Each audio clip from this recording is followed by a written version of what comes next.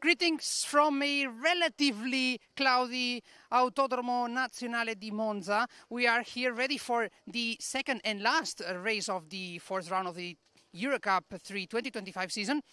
But before we can begin in earnest, before we can start focusing on this starting grid and all of these heroes who want to make it into legend in the the historic circuit in the north of Italy, why don't we take a little bit of time to hear some of the intricacies that the teams have to go through to prepare to join the championship in a chat that we had the chance to have relatively close time ago back in the Red Bull Ring with people from both Campos and Ale Racing, two very different teams with two very different situations, two very different stories, but who can tell a tale of a very similar ambition, which is racing EUROCUP-3 and succeeding. So why don't we take a little bit of time to listen to what they have to say and find out a bit more what is EUROCUP-3 really about. Alejandro, what made your team decide that this was the place to be, that this was the championship where your team had to join and your teams wanted to race? Well, to be fair, we started with the idea of setting a team once you guys started coming up with the Formula 4, pushing harder. So once the season became from Formula 4 to EUROCUP-3, that set an interesting boundary for us to think of this championship as of a preparation category before jumping to something higher. So this could be the most interesting grid before jumping into any other Formula 3 in a like FIA Formula 3 or similar. So for us was the step in between, the perfect step in between for that.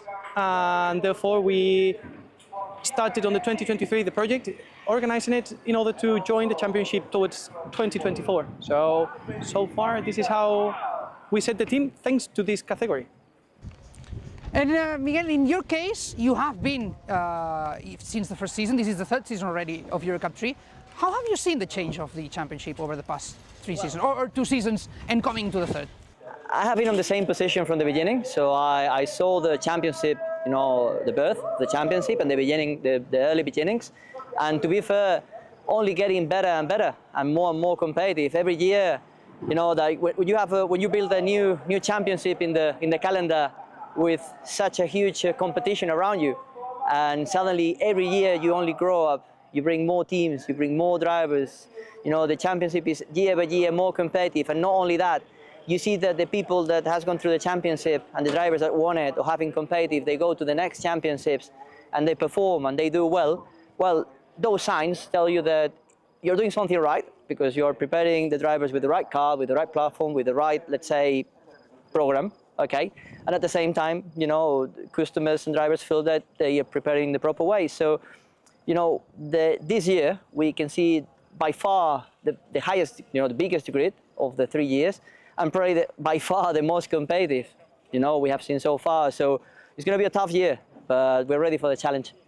And both of you, of course, are in a very different position in terms of what I'm going to ask you next, which is, what would be your advice for a team joining the championship? You know what it is like to win here.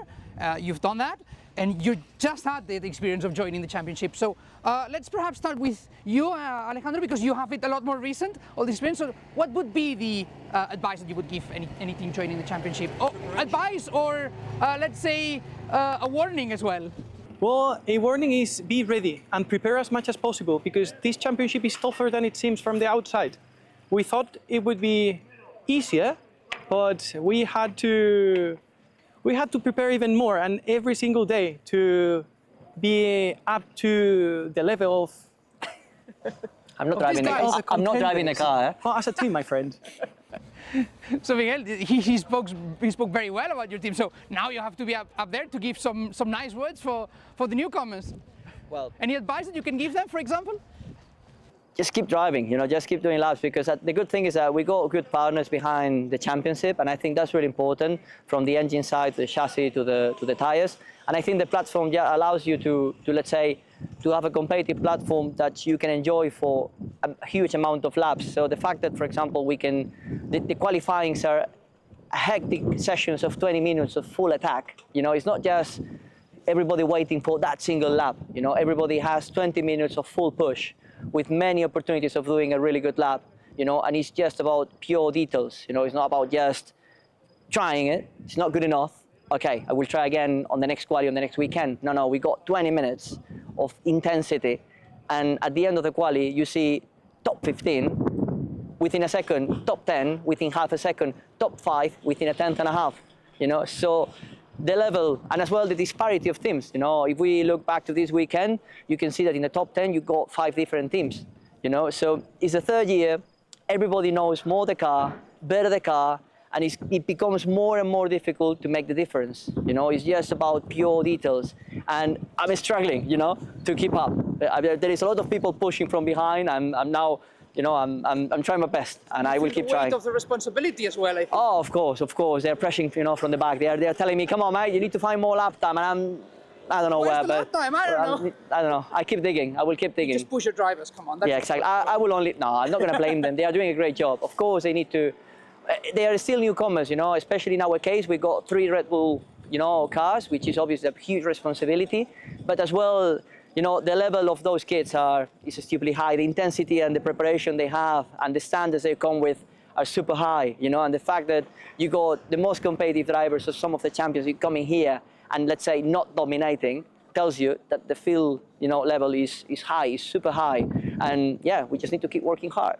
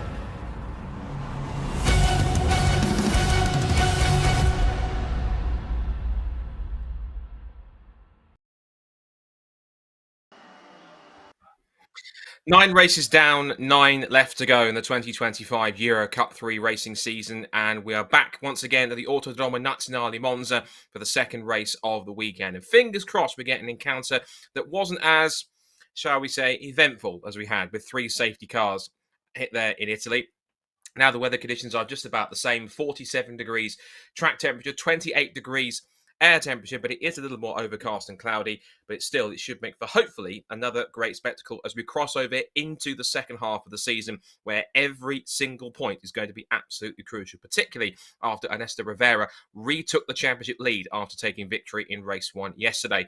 Well, good morning, good afternoon, everybody. Welcome to Monza once again. My name is Scott Woodwis, joined once again over at Monza by the man himself, Alex Garcia, who we'll bring in a couple of moments' time. And qualifying city threw up a few more surprising entries, with Jules Carranza taking fastest time in pole position. But there were a few penalties. I suspect there's a legacy from yesterday. One of the penalties, in fact, was a 3-place grid drop for the man who won race 1 yesterday and the brand new championship leader again, Ernesto Rivera. He drops 3 spots from the grid from 3rd down to 6th after where he qualified. Jesse Carrasquedo also has a grid penalty, which he will have to serve, and will have to drop back as well. And a couple of cars are either starting from the back and also from pit lane as well. As we mentioned, coming into this race with Ernesto Rivera's victory yesterday, along with the fastest lap of the race, along with pole position, he now has a 21-point lead again over Mattia Colnaghi in 2nd place, with Valerio Rinicella in 3rd place, 105, and incredibly Kacper Stucker, who we'll talk about more in a second, now down to 4th on 104 points, having not scored anything yesterday after he and Jesse Carrasquedo Jr., teammates at Griffincourt, came together and both scored a DNF, and both were just as frustrated as each other. Yesterday, to say it was eventful, a little bit of an understatement, given that we had 3 safety cars on that one after 4 separate incidents going on, particularly one at the start, which took out a few of the DriveX cars. And there's another story we can talk about overnight with DriveX, given the fact that they had all 5 of their cars involved in incidents at some point throughout the race. But incredibly, as we'll talk about with Alex in a moment, all of them are back out on the grid, which is a true courtesy to DriveX and what they've done. And in particular, looks like every single car that was involved in the incidents yesterday is on the grid. All 29 are back, present and correct. That's an incredible effort by the paddock to get all those cars back going together, because some of them sustained quite heavy damage after we had incidents all the way through the field. So from qualifying, it was Jules Caranta putting another Campos Racing Red Bull-sponsored car on pole position. The MP Motorsport squad, again, also looking strong in second, third and fourth. And in particular, after the grid penalties, Kasper Stucker will start in fifth. And he really needs the points after his DNF yesterday. Well, down on the ground once again is our good friend and amigo, Alex Garcia, who is waiting and raring to go once again. So Alex down on the pit lane as well. Buenos dias, Alex, once again. Weather conditions are still quite bright, still quite warm, a little more overcast, but what a difference 24 hours makes after a very crazy first race that left things very unpredictable, but in the end, a very easy victory for Ernesto Rivera, but maybe not the way he was expecting. Good afternoon again, Scott. Yes, it is much more comfortable here in Monza, but I can tell you something, what's comfortable for us may not necessarily be as comfortable for the drivers, because they haven't had that much time to get used to these conditions. Yes, they had qualifying, but these conditions are not what we saw yesterday, not what we saw on Friday, and crucially, they are technically different as well from what we've seen this morning. So it's different enough that this will be a challenge for them. They will have to have adapted the setting of their machines, at least doing a little bit of guesswork. Of course, we know these teams and drivers are the best of the best, and I'm sure they will mostly have succeeded in finding the best way to set up their machines. But that's where the ability of each team and driver to find, to be as close to perfection will come in handy. If you are closest to perfection compared to your rivals, then that may mean a win. If you're a little bit less perfect, you may have to dig a little bit deeper during the race.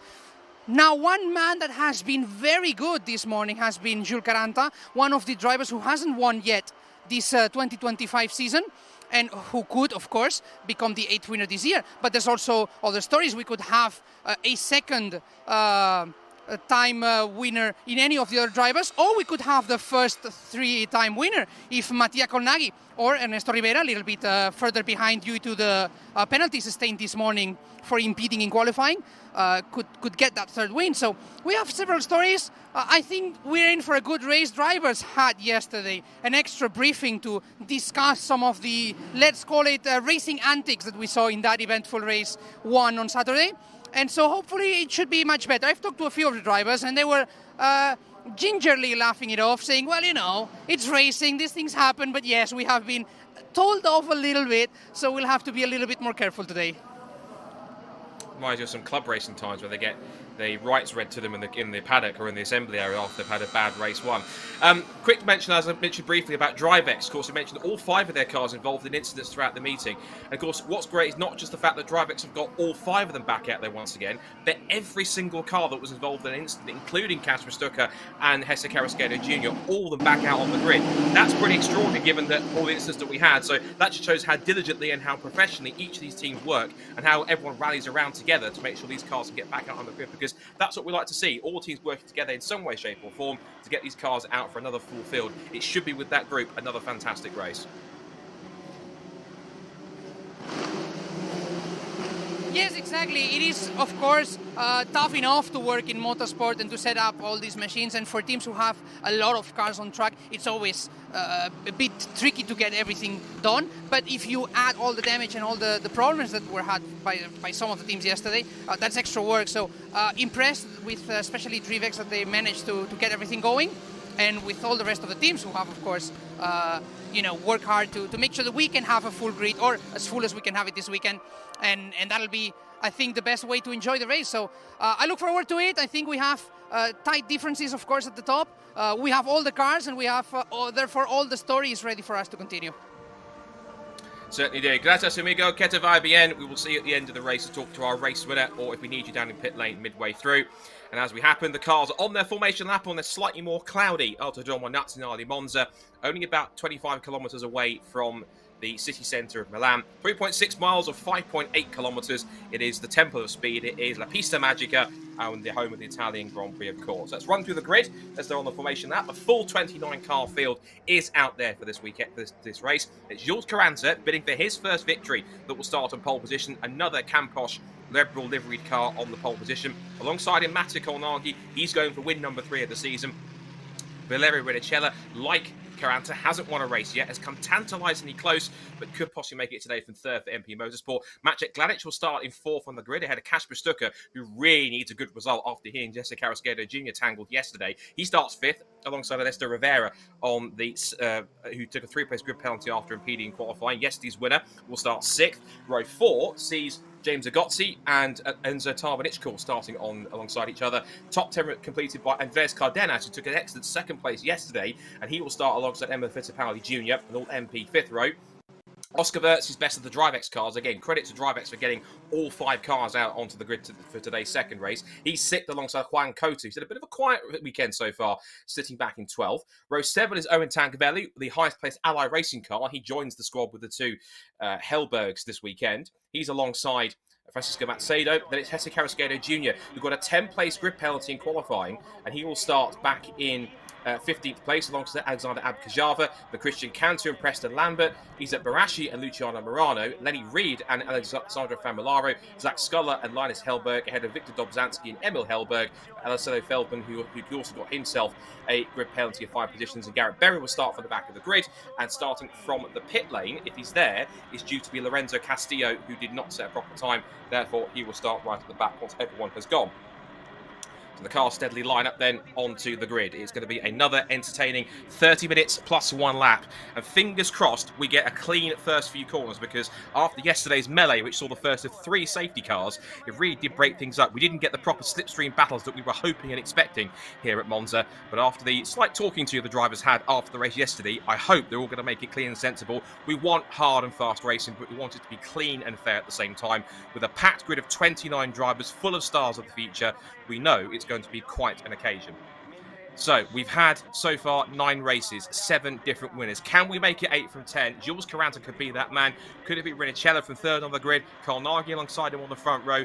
Kasper Stucker, after losing the championship lead, he has to rebound from 6th, and also watch for Ernesto Rivera starting from the 3rd row as well. There at the end of the pit lane is Lorenzo Castillo waiting to get going. The green flag is at the back. Let's try this again, shall we? 5 red lights, and race 2 at Monza for EUROCUP-3 as we head into the 2nd half of the season is go as the lights are out. It's a cracking getaway from front row of the grid from Mattia Colnaghi. He actually beats Carranza off the line. One car didn't get away properly, but they stream down towards the Rettifilia chicane for the first time, and it looks like Colnaghi covers across the inside line. Down the outside, looks for the lead position, looks at Rinicella, and it will be an MP Motorsport 1-2. Through the Rettifilia for the first time, Colnaghi leads. It's Rinicella in 2nd place. It is Carranza in 3rd, and Kasper Stucker moving up quickly, battling with Maciej Gladic and Ernesto Rivera. One car off the grid already. It's one of the Ally Racing cars. It's 46 that's off the road. It's one of the Hellbergs, I think.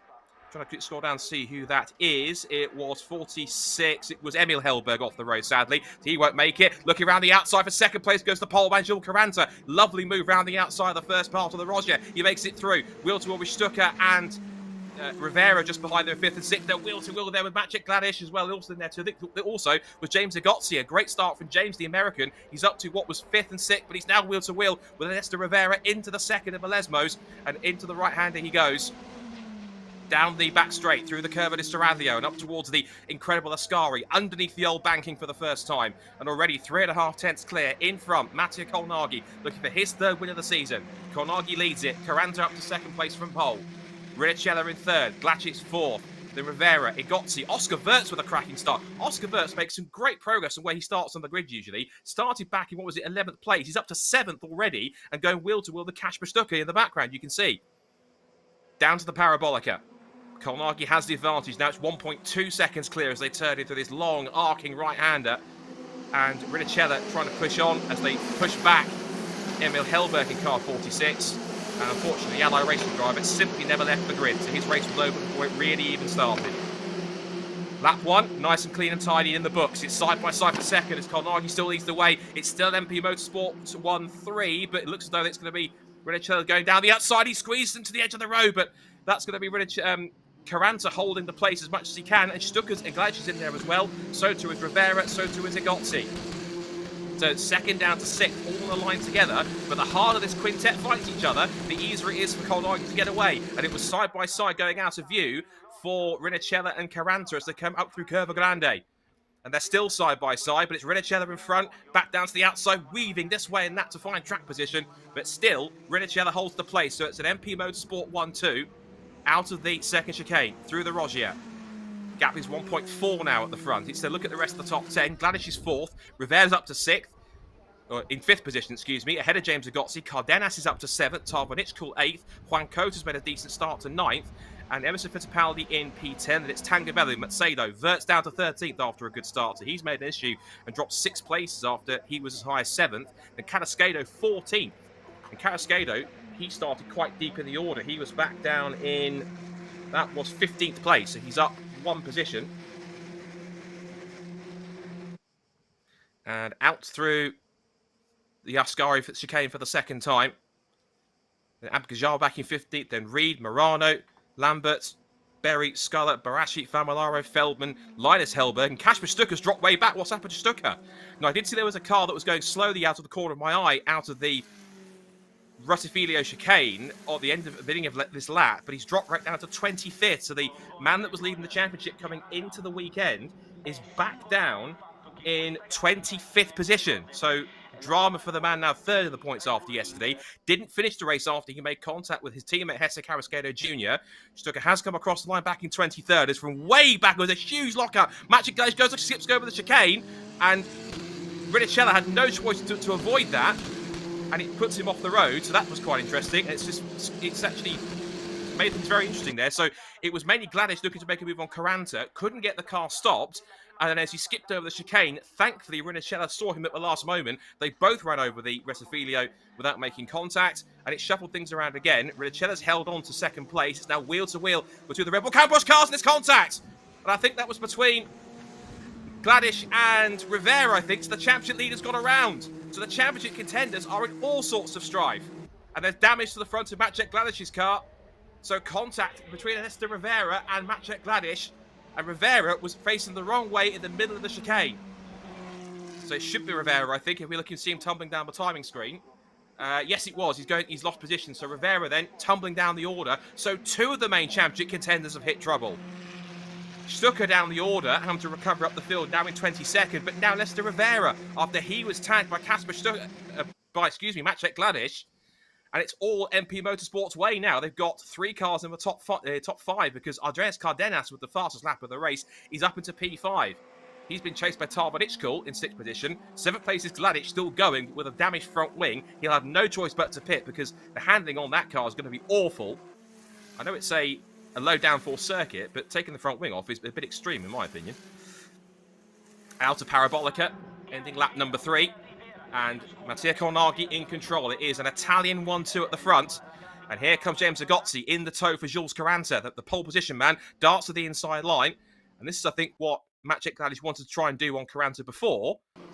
And actually made it stick in that sense. In the pit lane, you can see there has come Maciej Gladys. And whilst the picture froze a little bit there, it is up to 3rd place for Igozzi. So the man that took a victory in the sprint race at Portimao is up to 3rd position as out of the pit lane scoots Maciej Gladys off the front wing change. So, drama all round for at least the Poles, in fact. They're having issues. Kasper Stucker down the order. Now, of course, it's problems too for Maciej Gladys as the field turns its way now, once again, out through the top of the circuit at the first of the 2 Lesmos.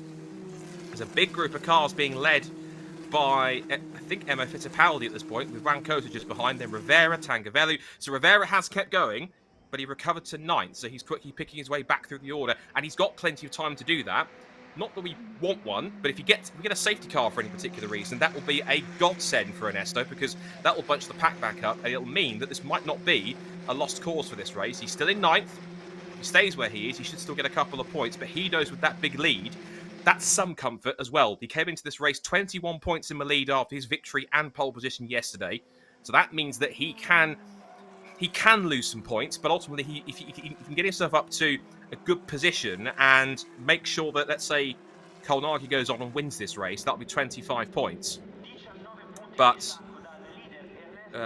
yes, 25 points for a win, and the gap is, what, 21. So if he can at least, if he can finish 7th or higher, that will still give him the championship lead, because even if Kolnagi wins this race, and let's say, Rivera, on my GCSE maths calculating this in my head, if he finishes 8th, that will put them level on points, provided that Kolnagi doesn't get the fastest lap of the race, which he has just now. So he's put in the 146.646, which is 2,000 of a second quicker than the next fastest lap, set by his teammate Emo Fittipaldi Jr. Then, provided that Kolnagi doesn't get the fastest lap of the race, then Rivera would then be on level on points if he finishes 8th. But by courtesy of getting 3 wins compared to Rivera's 2, it would mean that Kolnagi would be in the championship lead. That's why at this stage in time, if Kolnagi wins the race and gets the fastest lap as well, by my calculation, Rivera needs 7th or higher to remain in the lead going to the next round at Assen in a few weeks' time. Also been talking there, change for 3rd, so Caranta back in front of James Agozzi. So the Red Bull Campos driver back in front. And thankfully, this race has been a lot less chaotic, thankfully. Of course, had a couple of incidents for the championship contenders. I can tell you Kasper Stucker's back up to 17th after his earlier drama. Didn't quite see what happened. I think maybe it might have been something that happened at the first chicane, because I did see a white car going a little slowly exiting there. So whether he skipped the chicane or had an issue or got tapped into a spin by somebody, whatever the case, he has carried on and continued on in this way.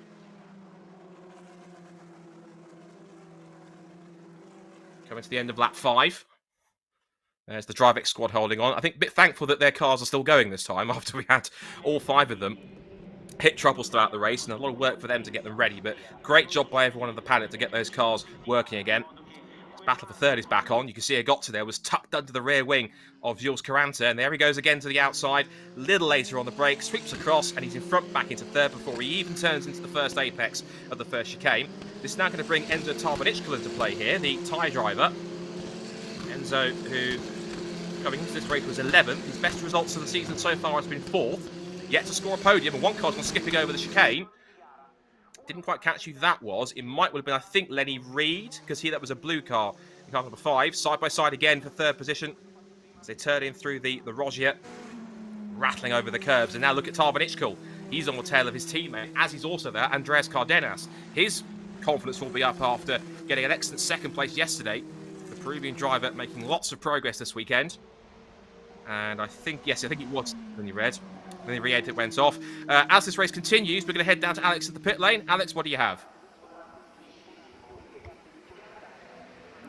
Hi again, Scott. And well, actually, I was feeling like I was missing you a little bit, and I thought let's go say hi to Scott and bring a little bit of information for some of our viewers who maybe not haven't realized this, because as you know, and I know that you know that very well, Monza is a very different track from other circuits in the calendar. So, of course, teams have to adapt things a little bit. So I thought, why not show what exactly teams do with their cars to adapt things a little bit to this high-speed circuit here in the Templo Street, the La Pista Magica, as you've said that before. So let's head over to, in this case, is the front wing from Campos Racing.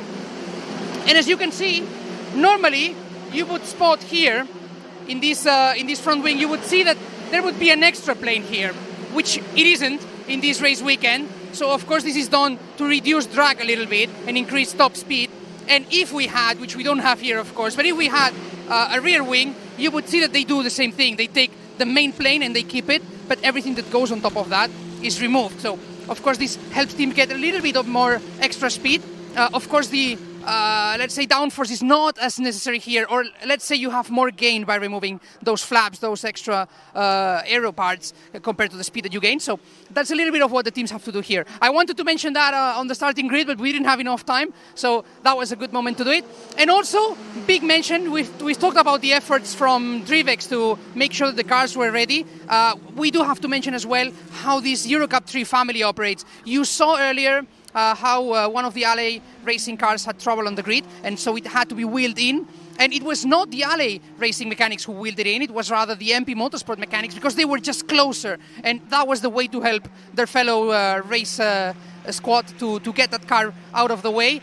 which I think it was a nice touch to show how this family operates. Can't disagree with that, and thank you for that insight, Alex. It's good to see there's plenty of togetherness in the paddock. There's togetherness in this race as well, although I don't see they're helping each other in this race. There's a lot going on. Whilst it was happening, you saw in the picture-in-picture, gracias for that, Alex, there was a little change around for position. James Agozzi's now escaped in third place because the two Red Bull Campos teammates swapped positions and started battling. Enter Tarvanichkul up into fourth. That leaked his best result of the season, which he took back in the second race at Monza now. If he can chase after James Agozzi, he might well go for a podium place if he can do that. That'll be his first podium of the season for Campos. Also in this fight now, just behind them, are closing in the two MP Motorsport cars, which is Andreas Cardenas and Emerson Fittipaldi Jr. Cardenas, in fact, is going to the inside to make a move on Caranta for fifth position. Has a look up the inside. Can he get it stopped? He gets late on the brakes and just about gets it anchored up. I thought for a second he was going to go straight into the back of Tarvanichkul, but thankfully the Peruvian managed to get that car anchored up quickly enough to slot into what is now fifth position past Cardenas and up into the top five. Now, out in front, the lead gap momentarily did come down between Colnaghi and Riccella. It was 1.7 seconds across the line, but Riccella now has the fastest lap of the race, so we'll keep an eye on how that gap comes down. Meanwhile, this battle that's going on for fifth position will not calm down because it's Cardenas who was scrapping with Caranta again. Caranta wants to try and rebound after starting on pole. Yet to win a race this season so far.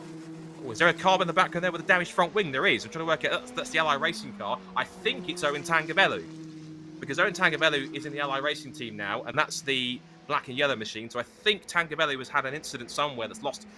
He hasn't lost the front wing, but it's kind of it's coming off and it's almost lodged underneath the front of the car. So hopefully that doesn't cause too much more trouble out in front.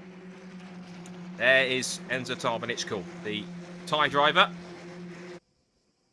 Enzo turning his way out of the Ascari chicane. Karted for 6 years. He was the CIK FIA OK World Champion, the Formula Winter Series in the Spanish F4 in 2024 with Campos. He was 13th in the Spanish Winter Championship earlier on the year. Also racing GB3 this year with VRD, so lots of experience in single seater for Enzo. Keeping forward. There's the Ally Racing team you can see on the left-hand side. They're preparing to greet Owen Tangabellu, so for once I got something right, that there was identifying the right car. Go me. Anyway, battle continues on, and this is again between, looks like, Cardenas and Caranta. Little lock-up again from the Peruvian. And now closing back in, you can see both Fittipaldi and Rivera walk into this mix. New fastest lap of the race now set for Mattia Colnaghi, but even though that's happened, in the first sector, Colnaghi's going back to about 4/10. So whatever's happened in the first sector to Colnaghi, maybe overshooting the chicane a tiny bit, he's now got the gap down to 1.6 seconds because Riccella set a personal best in sector 1 and he's trying to fly along up the road. There you can see the work from two camera angles. That was Owen Tangabellu's Ally Racing car being worked on by the squad. Bit of a tough race for them. One car in the garage, another one with front wing damage. Their other driver in the mix, which is going to be the unaffected driver, I think is Linus Hellberg, is in 23rd position, a little far back. Now then, the change before position between Fittipaldi and Rivera. So Rivera up to 7th and on the tail of his teammate. And it's good to see that all three of the Red Bull Campos cars are in the top 10 now, in the top 7 in fact, because Tarvanichkul is 7th, Caranta is 6th, sorry, Tarvanichkul is 4th, correct me. It's Caranta in 6th, Rivera in 7th place, but you can see Cardenas there having to move from side to side. That's not blocking, he's simply just trying to break the toe because he's weaving side to side. But the key thing is you can see Caranta's so focused trying to catch up to Cardenas, he hasn't seen Rivera pop up the inside, in towards the Parabolica they go, and change the position between teammates as Rivera squeezes Caranta to the outside of the circuit. I think you'll find you might be my teammate, but that is my position, thank you very much. And through he goes into the mix. Now, Enzo Tarvanichkul is catching James Agozzi in 3rd place. You can see the last time by, he was about 4/10 quicker. The gap is down to about half a second between them. And there you see Owen Tangabellu, rather dejected Vietnamese driver, talking to the Ally Racing squad. His first weekend with the team. It's not how he wants it to happen. And sadly trudges out to the back of the garage. He'll have to come back next time at Assen for a better result. So potential battles brewing here. The lead gap has come down again to 1.3 seconds. Last time by Colnaghi and Riccella were very equal. They both set essentially the fastest lap of the race, but it was Colnaghi a fraction quicker, both on 146.3. And they're at least a couple of tenths quicker than the cars in front. Tarvanichko, in fact, did a 1:36.5 and is now right on the rear wing of James Zagotzi. He's looking for his first podium. As you see there, just Rivera darts, Caranta darts out, has a look as Rivera, I think, has gone past Cardenas up to 5th position. So a move made. See the next timing split when that end updates itself. Gap has come back out again to 1.5 between the leading two. Here comes the fight for third. Igotzi and Tarvanichko in line astern. Then we've now got a changeover, and it is, I think, yes, Rivera ahead of Cardenas. There's the timing screen confirming it. So Rivera now back up to 5th. Cardenas in 6th, Caranta 7th. And then Fittipaldi. And Jesse Carrasquedo Jr. is up to 9th place here, and he's only half a second away. In fact, there he is right at the back of the train. Jesse Carrasquedo Jr., who has had a race win in this championship before, a couple in fact, is right there to try and take advantage. And Hesse, I remind you, started back in 15th place. So he's made up now 6 positions, and he's not far off this group of cars battling over 5th. So he can pick his way through in the next 12 minutes and 1 lap. He could even score a top 5. But you have to play it carefully to make it happen. Now, Rinicello was faster in sectors 1 and 3 to get the gap down to 1.3 seconds. So he's still chasing after his teammate. And remember, Rinicello hasn't won a race yet so far in EuroCup-3, so he would be our 8th different winner in 10 races if he can make that happen. Change for third, though. There it is. So whilst we're looking at the leading two, Tarvanichko has found a way past James Zagotzi and is up into 3rd place. And the rest of that group from 5th down to 9th exit out of the Rettifilio chicane. Now to the Rogier. Watching our 2 race leaders out of that first sector. The gap has come down again by a 10th. So Rinicella's just creeping closer. You might get a small tow from the car in front. Of course, these do have some... It'd be bad if we'd say rudimentary aerodynamics, because these Tartus F318 cars don't have rudimentary aerodynamics, but they are quite sophisticated enough. But they're not as aero-driven like, say, like an F2 car or a Formula 1 car, but they do have enough aero to teach these young drivers the basics of setting up a car on both aero and mechanical grip. And Mate Kolnagi looking for win number 3 of the season, but if his teammate and fellow countryman Valerio Rinicello has anything to say about that, he might well be on course to pick himself up a good victory. He's the protege of one Giancarlo Fisichella, and actually Rinicello, looking at his achievements so far, from just 18 years old, he was part of the LMP2 championship winning squad in the 2024-25 Asian Le Mans series as well. So he's got good caliber in sports car racing. So if a career in single-seater doesn't work out, he can go back to prototypes and make that work. Trying to make a move up, work up the inside of Fittipaldi there was Jesse Carrasquedo Jr., because Jules Carranta's dropped to 9th. So whilst I was looking at that there, Caranta is back down to 9th position. So the pole sitter back down towards the fringe of the top 10. He's still got... He's only two tenths ahead of Francisco Macedo in the Griffin core car. So if he's not careful, he might lose a place. In fact, he has on the timing screen. So he's down to 10th. Gap has again come down a fraction by 1.2 between the top 2 cars. Watching the rest of our leaders work their way through the first chicane. There's a Fittipaldi staying ahead of Carrasquedo. Or has he? I'll check that out. No, he hasn't, because Fittipaldi's behind the MP Motorsport car. The Griffin core cars are predominantly white with blue colouring on the rear end of those cars. 3rd and 4th come through.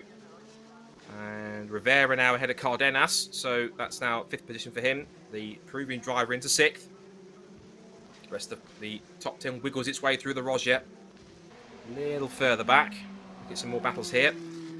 Lead gap has again come down by about 2.5 tenths. So the gap was 1.1 seconds at the end of the first split. But it seems that Kolnagi his car is stronger in the second half, because he loses time in the first sector, gains some back in sector 2, and then gets it back in sector 3. So I wonder possibly, sectors 1 and 3 are pretty fast sectors. So I wonder if in the more twistier bits that Kolnagi's car is better in some of the corners, but on the straights, maybe Rinicello's car's a little better and less aero-driven, and that might be what's getting him a bit closer, particularly if he can latch onto a toe. And the closer he can get, the better chance he might have of getting closer on the straights and getting a slipstream and maybe challenging his teammate.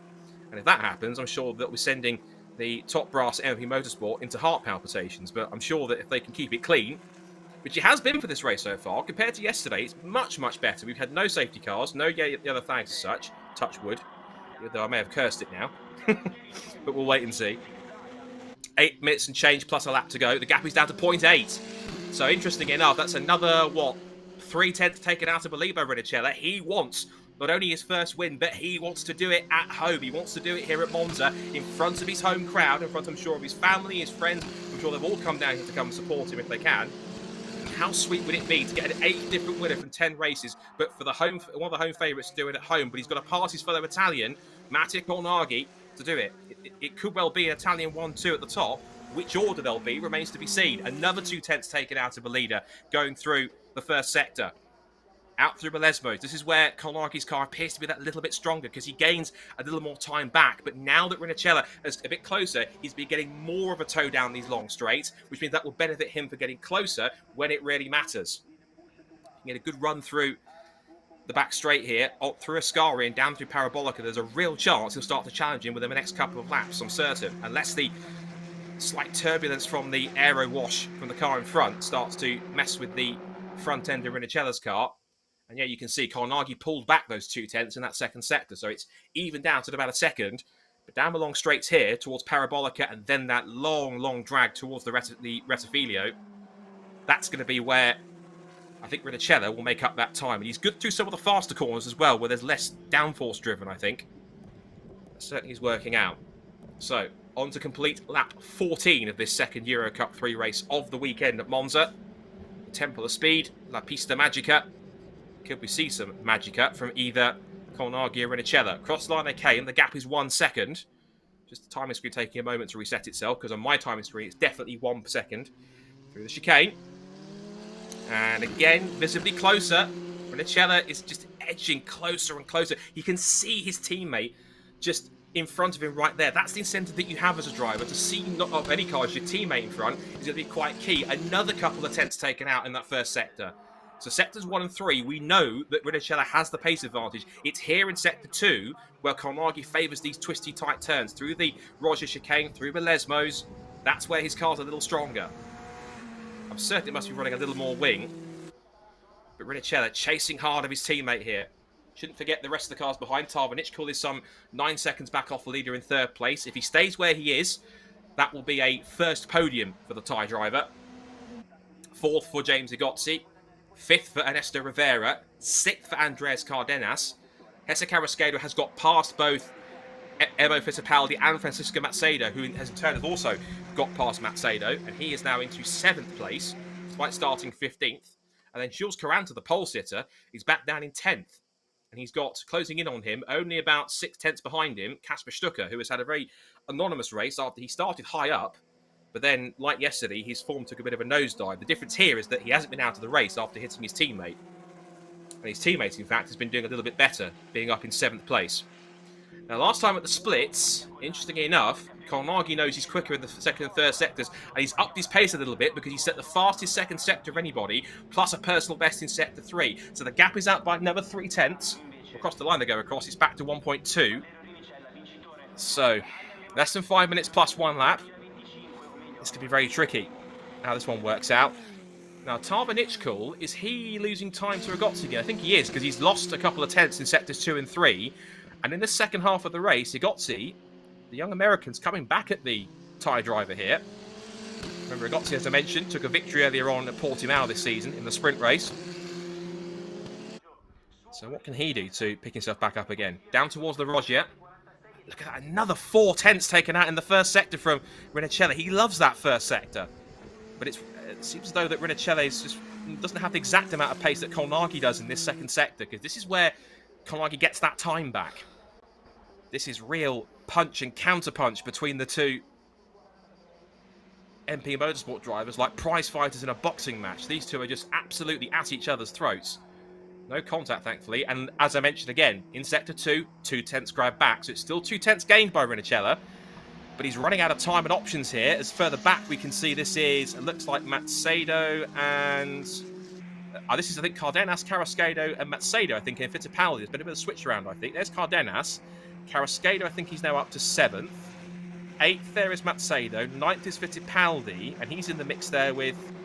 Fittipaldi's down to 11th now. He's lost out to Caranta and Stucker. So Stucker's up into the top 10. So that'll be a point to salvage from this weekend at least. But he'll feel he's a lost opportunity, given that he was in the lead of the championship coming into the weekend.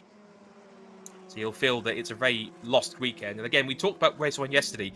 For all the chaos that it was, could it potentially be a very key race in the championship fight, given that Stucker scored nothing? Carnaghi scored well, but it was Rivera that got the points for the win and pole position. This is, again, another different race where just anything can certainly happen. Now, what's interesting, down that front straight, for the first time I've seen for a while, in fact, ever, in this race, Carnaghi had to weave a little bit to get out of the toe. So he's not comfortable with Rinicella following in his wheel tracks because he is getting closer and closer. So on these fast sections here, we know that Rinicella's car is better in a straight line. Another 3/10 taken out. This first sector, Rinicella is a monster in this sector. But he's running out of time and laps here. He's going to get, I think, 2 more laps after this one. So he's got just under 3 laps to make this happen. Can Rinicella take his first victory in EUROCUP-3? Or is Mattia Carnaghi going to hold on for a 3rd win of the season, become the first driver to make it 3 of the season as we go into the second half of the year, starting with this race, and go to Assen, potentially with even the championship lead, I wonder.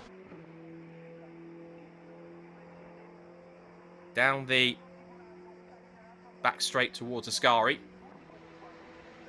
2 minutes and change. Again in the second sector, all the time that Rinicella gained on Carnaghi. Carnaghi gets it back in sector 2. And Rivera's motoring along. He did a 35.4. The only car so far in the top 5 that's gone quicker than that is Carnaghi. Again on the back straight. You see Rinicella just giving a little glance in his mirrors, seeing that his teammate, the orange and black car of Rinicella, just getting a little bit closer. Now, Rinicella has the fastest lap of the race, only by the minuscule margin of 0.02 of a second, because on that last lap, Carnaghi did it, and Carnaghi responds by doing the fastest 3rd sector. So they're still fighting him left. 1.1 seconds across the line between the 2 teammates. 2 more laps in the books now. Is there anything that Rinicella can do here? Can he get himself a little bit quicker? Rivera's flying along, though. He sets the new fastest lap of the race. 1:46.052, so he's now going quicker. And he is half a second back from Egozzi, so as Egozzi loses 1 Red Bull Camposh car, he's getting attention from another right behind him. Rest of the top 10 behind the top 5. He got behind Tarvin, it's called Egozzi and Rivera. Cardenas still 6th, Carrasquedo 7th, Mazzedo 8th, and Carranza 9th. Rinicella in front, in fact, to set the new fastest first sector. He's again a full 4/10 quicker. Rinicella wants this first race win. You can see it. He's come in on the podium 2nd and 3rd so many times this season. He has finished on the podium 4 times this year. He's finished only once outside the top 5. This is a victory that Rinicella is going to fight to the death for, but he needs to be quicker in the second sector. Has he left anything? There he is, look. He's right on the tail of his teammate, and this is through the second sector meanwhile. So as they come on to the final lap, are we going to get a battle between 2 teammates for the victory? Carnaghi wants a 3rd. Look at the time.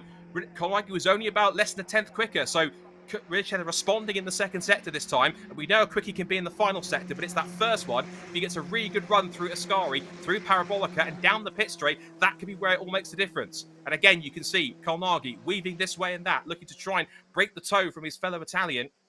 But he's edging closer, closer, and closer down the back straight. And now there's one more tour of the Monza circuit left to go. 3.6 miles, 5.8 kilometres of the Monza circuit to go. It looks as though it's set to be an MP Motorsport 1-2 and at least a victory. Which order is it going to be? Through the final sector, Carnaghi was another just about a 10th quicker. They come across the line 8/10 apart, but you can see again Carnaghi weaving, trying to cut the toe from Rinicella, who's now locked into the slipstream of his teammate all the way down towards the Rettifilo chicane. This is where he's stronger. If he can get a really good mega sector here, this could be something that he can get himself locked in for towards the end of the lap. Wiggles his way through the first chicane, again looking a little bit closer. A little twitch of the tail from the teammate. The 2 Italians now race off underneath the trees, or was the canopy of the trees through. What's the gap in sector 1? Let's have a look. It is, as it comes back in front of my screen, it's, when it resets itself, on my screen at least, he's darting this way and that. He's as close as he's ever been. Oh, there's a little lock-up. There's a mistake there from Carnaghi. As he skipped over the chicane, he's lost a little bit of time. He was sideways going into the first part. He caught a little bit of dirt that was kicked up onto the circuit, and now Rinicella smells blood in the water. This is his chance. He needs to take it. He's wiggling sideways again. It was another 3/10 lost for Carnaghi. Rinicella is so close to that first victory. But can he make it happen? Again, Carnaghi not comfortable holding his line. He has to weave from side to side, left and right, trying to hold on to the place. They head down towards the Ascari chicane. Oh, I hate to say it, but unless Carnaghi makes a mistake here, this might well be his race, but he has made 1 or 2 on this lap already so far. He has 1 more shot to make it, and it's down the back straight, but I don't think he's close enough. And this is about to prove me wrong. I think it might well be Carnaghi's race to lose, but Carnaghi is desperately trying to break the toe down towards the Parabolica for the final time. Rinicella might have to miss out on this, or it might be a sprint to the flag. Into Parabolica for the final time. The two MP Motorsport teammates, the two Italians, are going to come across the line in 1-2. Rinicella will push as hard as he dares, but it might well be too late. He will have to wait for Aston for another chance. Up to the checkered flag after a brilliant back and forth battle. Mattia Colnaghi takes his third win of the season in Eurocup-3. He wins at home at Monza. And Rinicella misses out on his first win by less than a quarter of a second. And he was a full 8/10 quicker on that lap than his teammate. He has to miss out yet again. His time will come, but it won't be here at home. Third place and a first podium of the season for Enzo Tarbanichkul. He will be delighted with that for Red Bull Campos. Fourth for Agozzi, fifth for Rivera. And at the end of the flag there, that was a battle between Stucker and Caranta across the line. And Caranta, I think, got it. I think it might have been matching Matt Sader and Stucker. Either way, it was one of the Red Bull Campos cars. Rivera takes 5th. Carrasquedo takes 6th and 15th on the grid. 7th for Cardenas, 8th for Macedo, and Stucker in 9th, and Caranta rounds up the top 10. Rest of the field pulls its way through across the line from 11th downwards. You've got Fittipaldi, Abkajava, Kota, Berry, Ried, Wirtz drop way down to 16th place. Murado and Castillo in the top 18.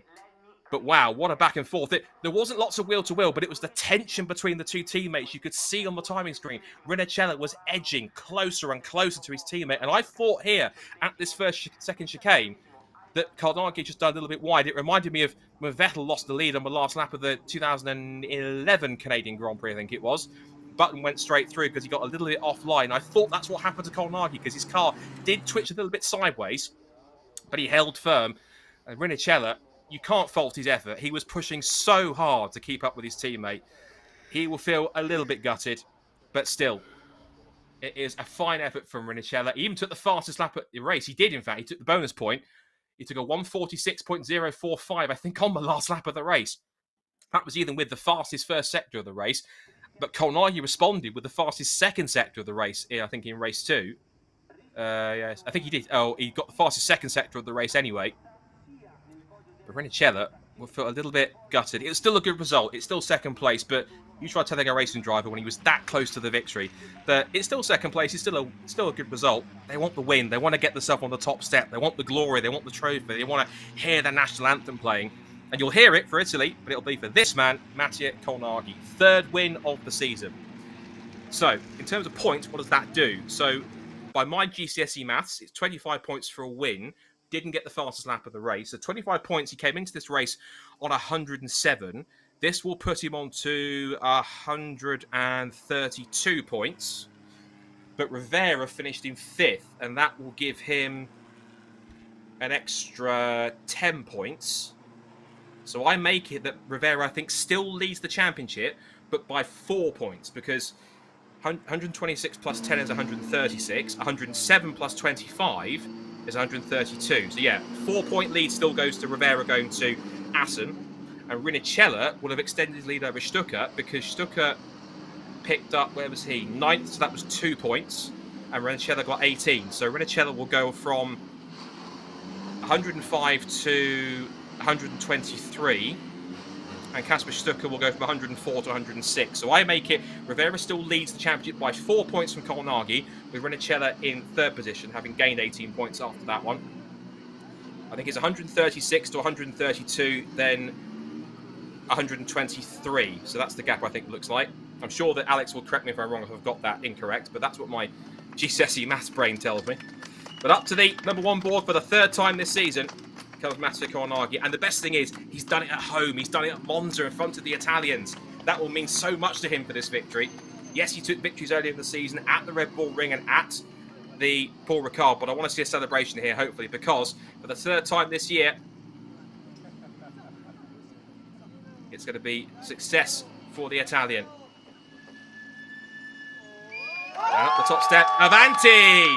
Forza Mattia Colnaghi, victory number 3 of the season, and the two teammates embrace. What a fight that was. Rinicella, it's still second place at home, but he desperately would have wanted the win, and that shows it's a matter of when, rather than if that first victory comes. It will come, but you can see the MP Motorsport squad and his Italian friends and teammates are all delighted with that. That's another great result for MP Motorsport.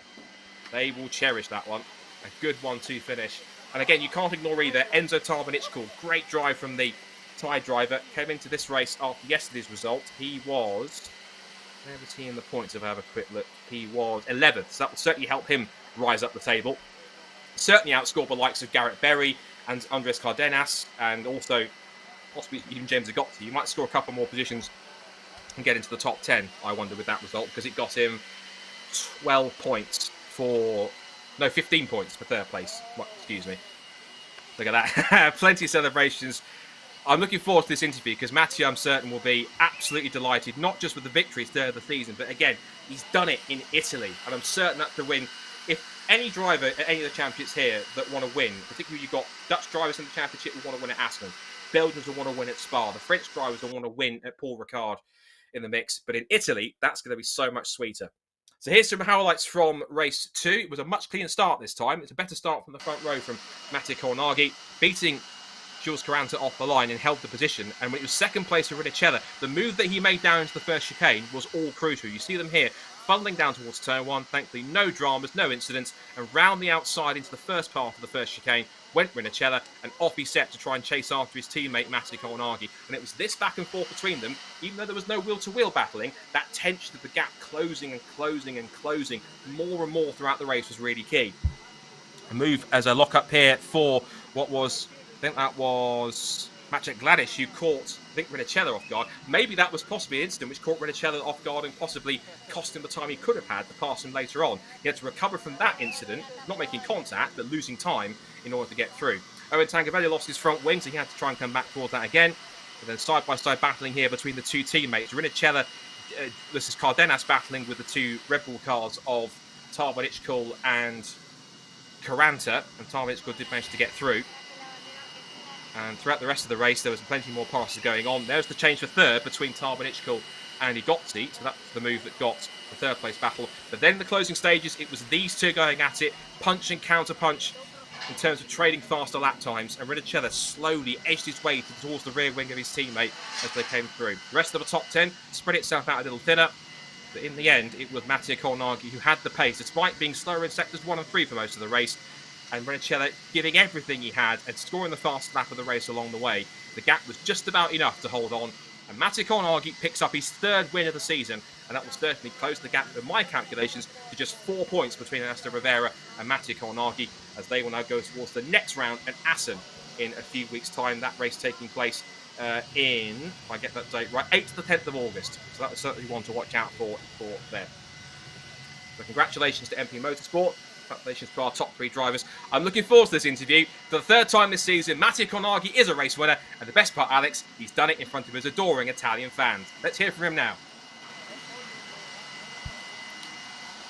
Mattia Colnaghi, first triple winner of the 2025 season. How does that feel? Really good, especially at home, you know, in Italy, in my hometown, Monza. So really good, really happy. And after yesterday, it must feel even better. Yeah, unfortunately, I made some mistakes yesterday that didn't allow us to get the result we wanted in the race, especially with such a chaotic race.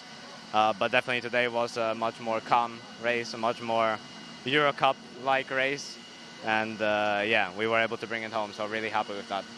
You say much more calm. Was there any kind of nervousness at the end with Valerio just behind? Yeah, I'm sure he was putting the pressure on. I'm sure he saved his push to pass probably better than mine, because he has some more experience than me. So kudos to him for that, kudos to him for the fastest lap. But in the end, I was able to hold on, so happy. And now between the championship and much closer to the lead, what's next? We're still there, you know, never letting go. So I think we can fight for it with Ernesto. 1-2 for the team, and next time out is at the team home race. Yeah, here's my home race. Next time out is in MP's home race, so we'll try to do the same there. All right, Mattia, congratulations and congratulazioni. Enjoy it, and good luck for the next one. Thank you very much. Mattia Colnaghi, the race winner, as we were saying, first triple winner of the 2025 season, 3 wins for him.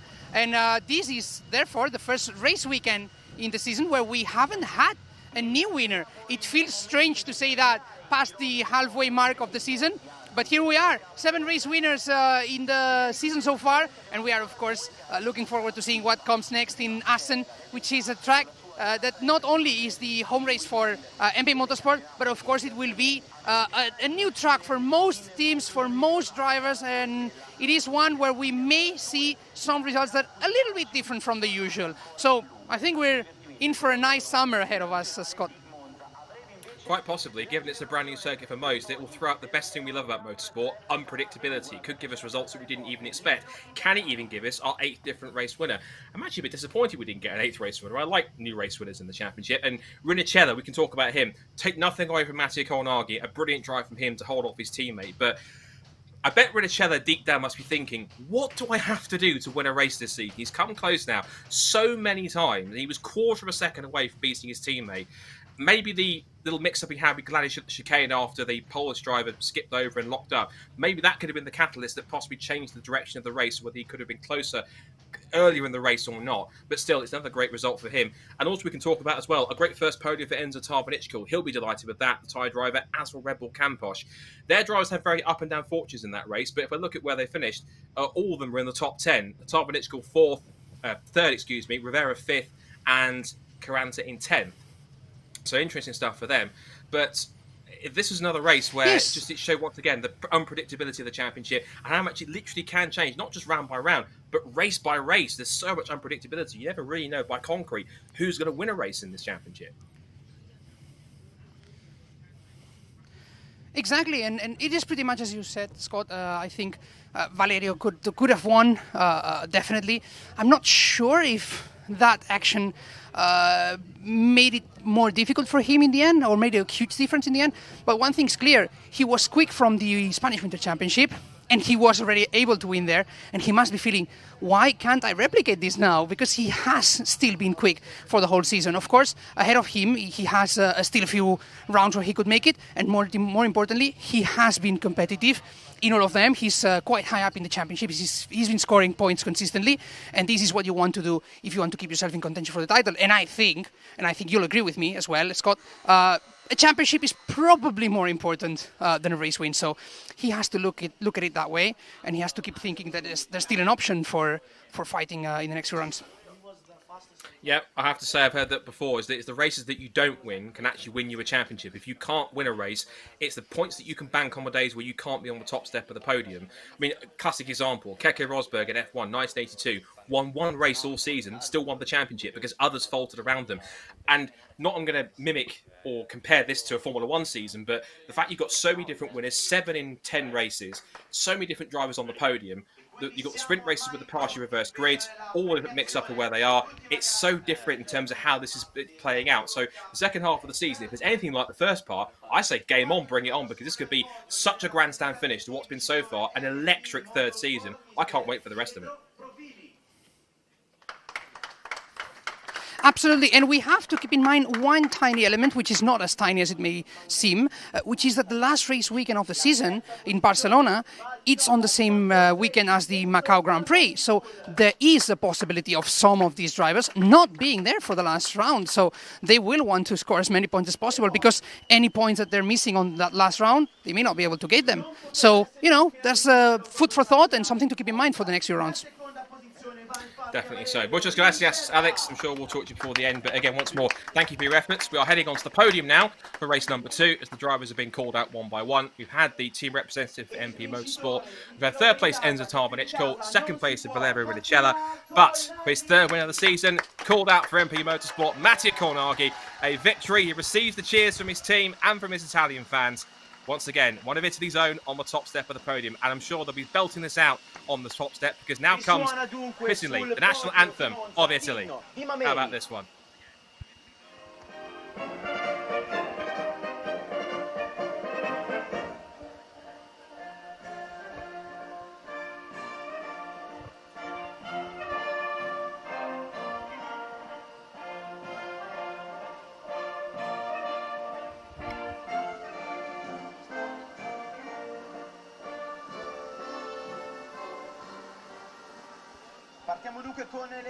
Il Canto degli Italiani rings out over Nostrum Nazionale Monza for the race winner. First of all, with the trophy presentations, it will be a trophy to the winning team, MP Motorsport, another one for their collection to take back to their base in the Netherlands. And of course, for their next round, they'll be heading across the country to their home circuit, at least in this championship. TT Circuit Assen will be certainly a very unique test for all of them involved. So the team winning trophy is presented to a representative from the squad.